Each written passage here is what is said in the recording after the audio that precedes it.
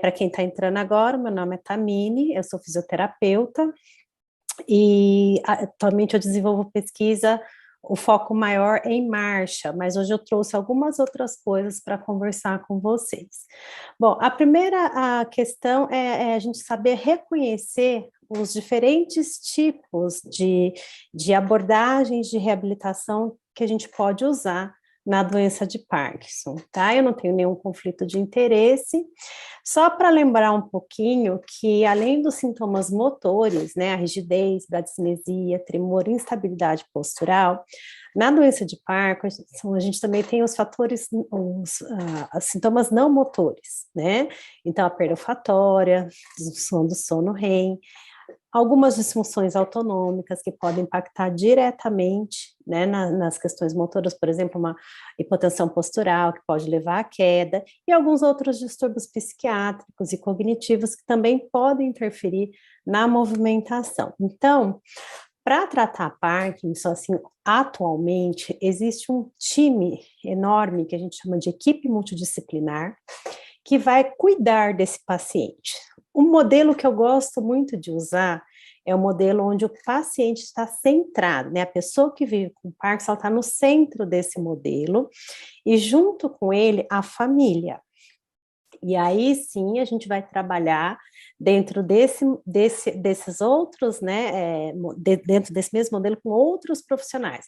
O médico, a fisioterapeuta, a terapeuta ocupacional, a fono, e em alguns serviços a gente tem até assistente social ajudando em todo esse processo, e além disso, existem outras especialidades clínicas que também devem ser envolvidas nesse cuidado. Então, o pneumologista, o gastro, especialista em dor, o neuroftalmologista, por exemplo, o urologista, né, pneumologista, o geriatra. Então, é uma equipe hoje super grande. E por que isso é importante a gente saber? Porque a prevalência da doença, ela está aumentando, né? Hoje no Brasil a gente tem uma média de 3,3% da população com doença de Parkinson. E esses números tendem a aumentar nos próximos anos. Falam-se até em uma pandemia de Parkinson, né? Então, além, como eu disse anteriormente, dos sintomas motores, existe uma preocupação muito grande de como é que a gente vai cuidar desses pacientes nos próximos anos, né? Atualmente, o tratamento proposto pela Movement Disorders, que é a Sociedade Internacional de Parkinson e de Distúrbios do Movimento, ela envolve a questão medicamentosa, que, por exemplo, a levodopa é o padrão ouro, né, de tratamento, mas existem outras medicações também.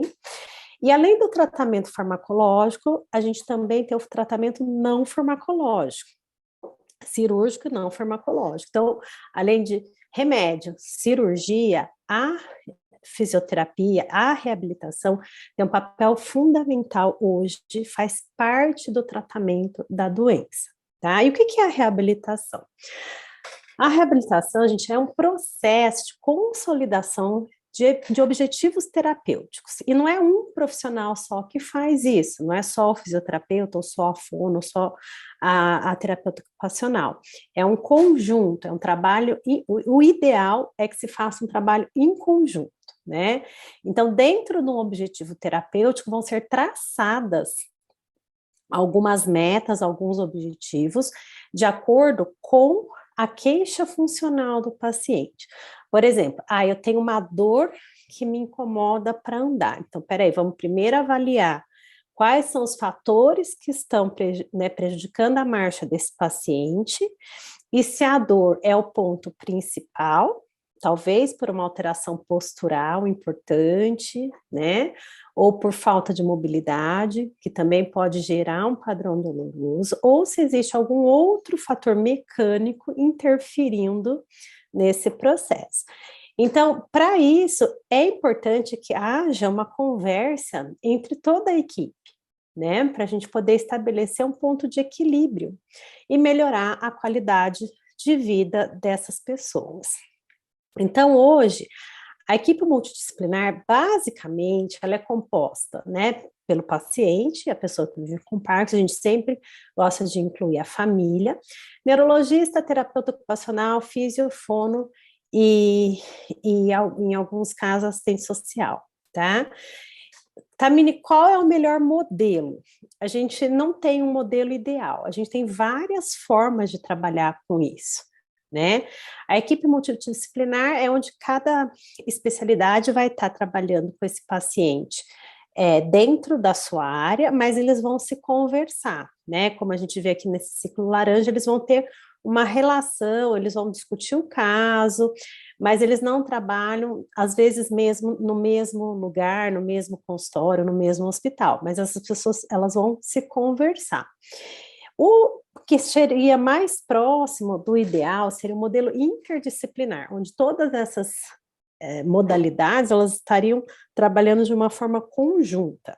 Nos grandes centros de reabilitação, isso até acontece, mas nos hospitais, clínicas, isso fica um pouco mais difícil, até porque a gente não está todo mundo no mesmo edifício, no mesmo prédio, né? Então, assim, o melhor tipo, o que eu falo quando o paciente me pergunta, ou o médico me pergunta, qual que é o melhor tipo de reabilitação? O melhor tipo vai ser aquele que é o possível. Então, você vai conversar com a equipe de saúde que está cuidando, né, de você, do paciente, ou da pessoa que você cuida, ou do seu familiar, e vai decidir com essa equipe qual é o caminho que a gente vai seguir, né? E quando começar? Quando começar o mais rápido possível. Receber o diagnóstico e já vai, né, direto para a reabilitação, para avaliar as questões motoras, e poder ver qual é o tipo de exercício terapêutico que esse paciente vai poder fazer, né? Eu vou falar um pouquinho mais adiante a respeito dos tipos diferentes de exercício, mas lembrando que, assim, a possibilidade que as pesquisas mostram hoje, que a atividade aeróbica, né, provê para os pacientes, se fala até uma atividade neuroprotetora, mas será que é todo mundo que pode fazer esse tipo de atividade? A gente já vai conversar um pouquinho sobre isso, tá? Então, assim, as principais áreas que a fisioterapia vai trabalhar e a reabilitação, né, toda a equipe junta, vai ser no quê? Nos benefícios fisiológicos que esse exercício, que essa intervenção vai trazer em relação a modificações de padrões da doença. Então, por exemplo, hoje a gente já sabe que o paciente que faz fisioterapia, que faz, né, o exercício todo direitinho, bem padronizado, bem escalonado, ele tem uma qualidade de vida muito melhor do que os pacientes que há 20 anos, né, recebiam o diagnóstico, porque até então não se existia uma questão de sistematização da fisioterapia ou do processo de reabilitação, tá? O melhor tipo de exercício vai ser aquele que o paciente pode fazer, o que ele consegue fazer e o que ele gosta de fazer. E aí eles vai conversar, né, com a equipe e verificar se ele tem condições clínicas de fazer esse tipo de exercício. Porque aí sim a gente vai verificar intensidade, capacidade física, capacidade funcional e também as questões cognitivas que podem estar interferindo na qualidade desse exercício, né? E algumas outras estratégias de implementações que precisam ser utilizadas para aumentar a absorção de exercício e melhorar a performance, até mesmo em atividades físicas complementares, tá? Então, como é que a gente faz isso? Bom, primeira coisa é passar por um processo de avaliação funcional. Quem é que faz isso? É o fisioterapeuta. Então, o fisioterapeuta vai avaliar todas as questões motoras, marcha, equilíbrio, movimentos funcionais de membros superiores, postura e capacidade física, condicionamento.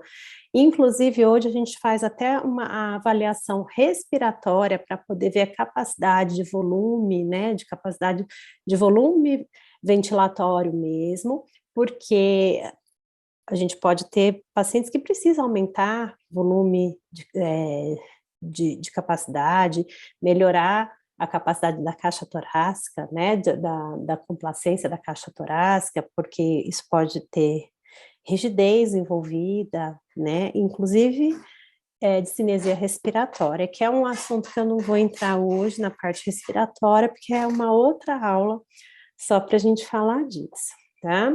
Então, como é que é feita essa avaliação?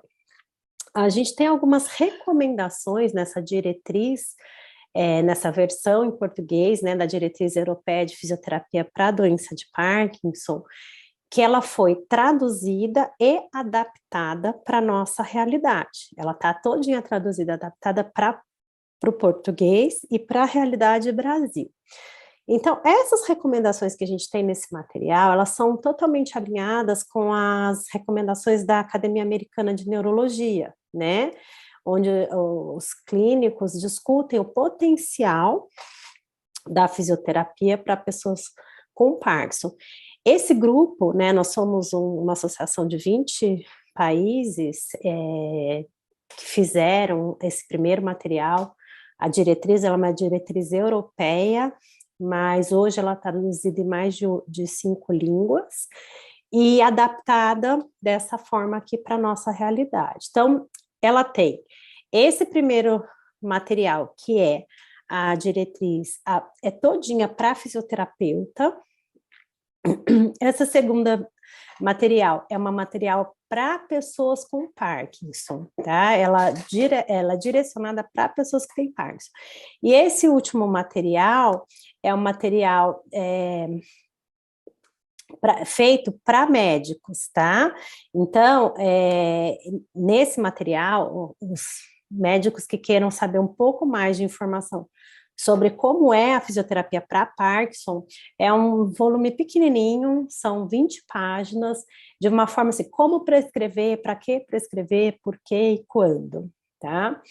Então, logo após o diagnóstico, esses pacientes eles devem ser encaminhados para avaliação, né, considerando principalmente que esse paciente ele precisa de um gerenciamento dessas questões motoras, e não é tão fácil assim, né, porque se fosse fácil, a gente mandava todo mundo só fazer academia, atividade física, e estava resolvido a questão. O problema é que depois eles voltam, mas você fez um exercício? Não, eu não fiz, né, e por que que eles não aderem da forma que a gente gostaria ao exercício? Porque é difícil, né? Todo mundo tem vontade, às vezes, de fazer exercício, mas nem todo mundo consegue fazer exercício sozinho. Se não está conseguindo fazer exercício sozinho, precisa checar se a cognição está boa, se o condicionamento está bom, se o equilíbrio desse paciente está bom. E se isso não tiver de uma forma muito estabelecida, ele pode se colocar em risco durante o exercício. Então, para evitar essas questões, é que o fisioterapeuta vai orientar qual é o melhor e também como que esse paciente vai gerenciar essas complicações. Então, alguns estágios mais avançados, por exemplo, a gente precisa considerar mesmo um encaminhamento para atividade específica de fisioterapia ou de terapia ocupacional. Pacientes que têm muita dificuldade, por exemplo, com a parte respiratória, disfagia, precisa às vezes fazer um trabalho em conjunto da físio com a fono, né? Então, e essas questões de mobilidade, capacidade física, e principalmente quedas, elas precisam ser avaliadas de uma forma bastante específica. Nessa diretriz, a gente encontra todos os testes, né, que precisam ser feitos e algumas sugestões de exercício. Então, aqui eu trouxe para vocês algumas das coisas que tem dentro desse material. Quando a gente fala em cuidado centrado do paciente, a gente precisa, já na anamnese, tentar identificar as áreas principais da fisioterapia. Então, por exemplo, recebeu o diagnóstico, se ele tiver logo no início da doença, o que que a gente vai fazer? O objetivo principal da fisioterapia é o autocuidado, ele aprender a gerenciar as dificuldades do dia a dia. Prevenir inatividade, isso é super importante. Prevenção do medo de fazer o exercício ou da dificuldade de, por exemplo, tropeçar e cair, enfim, fazer uma varredura no ambiente domiciliar e ver se tem tapete na sala, enfim, a gente vai ter que fazer várias adaptações. Melhorar a capacidade física. Então, esse paciente, que a gente chama de RONHAR 1 e 2, que é bem no início, né, da doença, esse é um paciente que precisa e deve fazer muita atividade aeróbica, tá? É o que hoje mostra a literatura. Se o paciente tiver dor, a gente vai trabalhar também com analgesia e retardar e tentar pisar no freio da doença, né? Já desde o começo, tentando garantir que ele ainda mantenha questões de aprendizagem motora, melhora de performance e que ele consiga demorar mais tempo nessa fase até chegar numa fase mais moderada da doença. A gente tentar abrir, né, essa janela com o processo de reabilitação, ou seja, a gente tenta otimizar o efeito da medicação usando a fisioterapia e o exercício como um instrumento coadjuvante.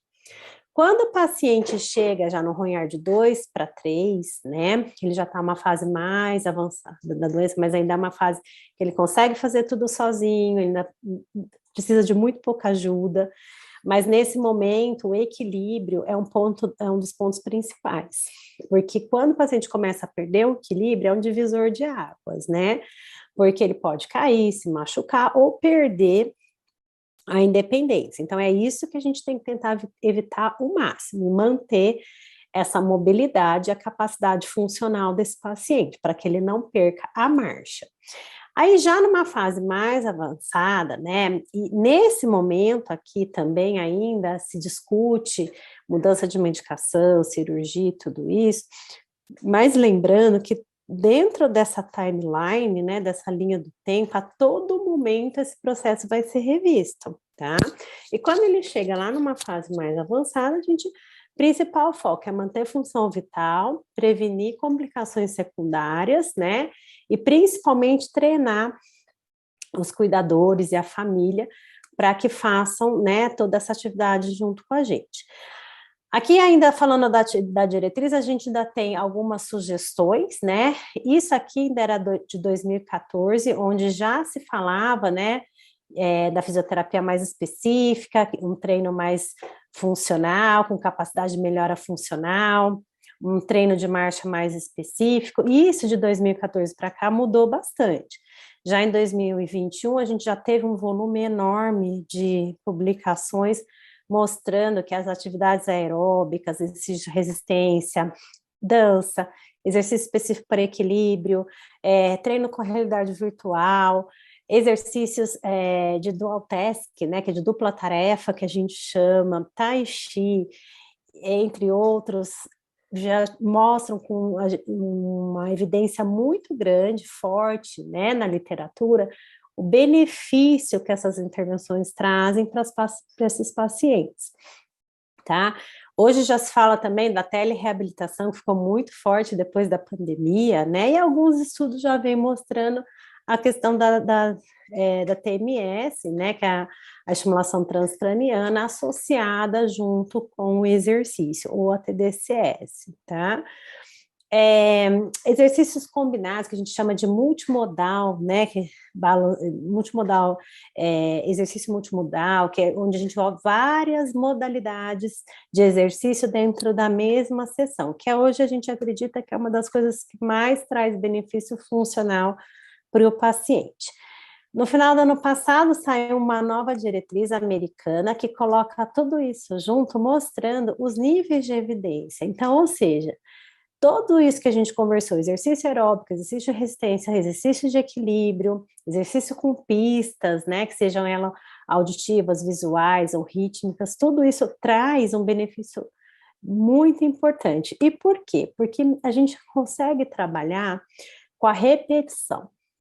E a gente sabe que a repetição é uma das bases da aprendizagem motora, e alguns estudos já mostram que isso gera uma neuroplasticidade, né, melhorando as conexões sinápticas e trazendo um benefício para esse paciente. Ainda há um campo muito grande para ser estudado nesse sentido, mas a gente sabe que, por exemplo, alguns sintomas motores, eles não respondem 100% à medicação. Essa melhora, ela é parcial.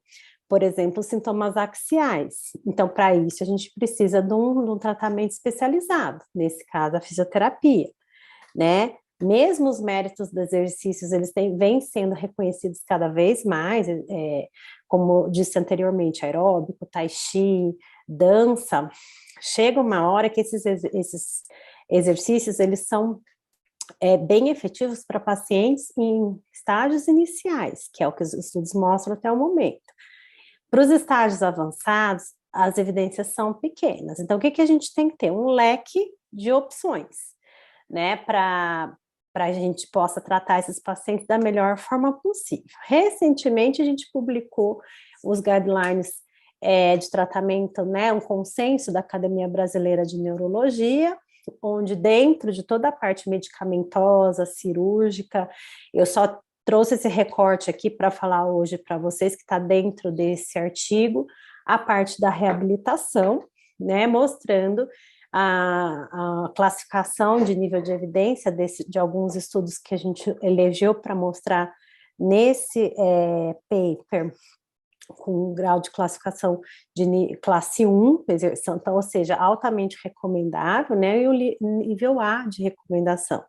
Ou seja, não dá mais para a gente tratar Parkinson sem tratar junto com a fisioterapia e os exercícios terapêuticos e alguns exercícios também que a gente já sabe que hoje fazem parte desse menu de opções. Então, aqui eu trouxe também que além da fisioterapia, a fono e a terapia ocupacional, elas também podem ser eficazes. E por que que podem? A gente sabe que na prática clínica a gente vê uma melhora fantástica, mas ainda não existem estudos de classe 1, que a gente chama, né, falando que da efetividade, qual é o melhor exercício para se fazer. O que a gente vê hoje são as questões do think big, né, que é pensar grande, falar alto, que é um método que existe para melhorar a fala. E para terapia ocupacional, treinar as atividades de vida diária, parece que é o que mais impacta na qualidade de vida desses pacientes. Então, trouxe aqui esse estudo clínico randomizado que a gente fez aqui no Brasil, onde a gente treina várias modalidades de exercício usando o estímulo rítmico junto. Então, nesse estudo, nós trabalhamos com exercícios de equilíbrio e marcha, e o resultado desse foi um efeito surpreendente, os pacientes tiveram uma melhora espetacular do equilíbrio, e esse resultado se mantém em 6 meses, o que ainda é mais interessante ainda.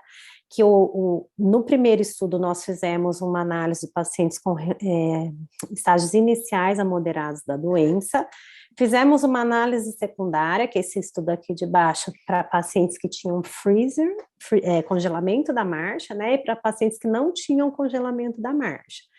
E para os dois grupos, os dois tiveram uma melhora significativa, tanto do equilíbrio quanto para a marcha. Estimulada por esses estudos, então nós fizemos uma adaptação desse protocolo de exercícios e aplicamos com pacientes com RONHAR 4, ou seja, estágios mais avançados da doença. De uma forma muito interessante, esses pacientes também tiveram uma melhora, né, pós-intervenção.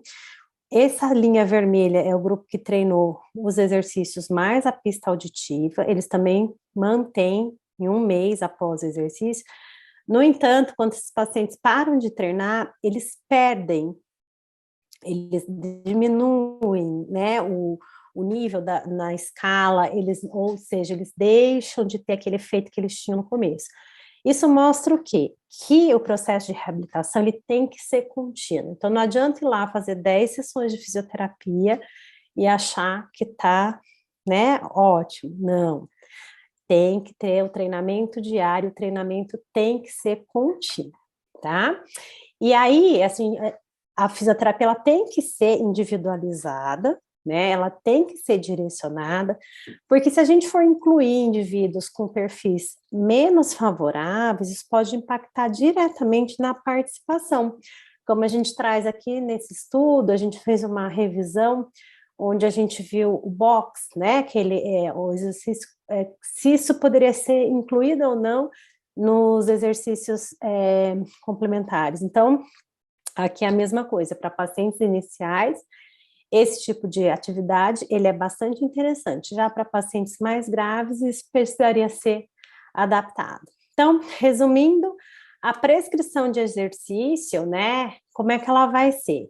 Quanto mais no comecinho da doença, nos estágios mais iniciais, esse paciente tiver, mais intenso precisa ser esse exercício, tá? De acordo com que a doença vai avançando, a gente vai dosando o tipo de exercício. Então, ela vai diminuir em intensidade, mas não quer dizer que ela vai diminuir em qualidade, pelo contrário, né? O grau de dificuldade que o paciente vai aumentando, porque ele vai tendo que manejar uma série de outros sintomas motores e não motores que vão estar chegando, né, de acordo com o estágio da doença. Então, não quer dizer que ele vai fazer menos exercício, pelo contrário. Enquanto, às vezes, por exemplo, paciente em estágios iniciais, ele vem uma vez comigo no consultório por mês e vai fazer atividade física mais intensa, os pacientes nos estágios mais avançados, alguns precisam vir até diariamente e algumas vezes ter algum suporte, por exemplo, não só fisiomotora, mas tem que fazer fisioneurológica, fisiorrespiratória, e às vezes fazer um trabalho em conjunto, como eu falei anteriormente, com a fono e com a TO. Eu queria deixar aqui um convite, tá? Para quem estiver assistindo, se quiser participar de uma pesquisa que a gente está fazendo em parceria da Universidade de São Paulo com a Universidade de Radboud na Holanda, é uma pesquisa de marcha que vai acontecer até o final desse ano. Essa é uma pesquisa para a gente verificar, né, o padrão de marcha e de equilíbrio desses pacientes. Aqui nesse convite, a gente está chamando pacientes até 5 anos de diagnóstico, mas para o segundo semestre a gente vai ter um que é até 10 anos de diagnóstico, tá bom?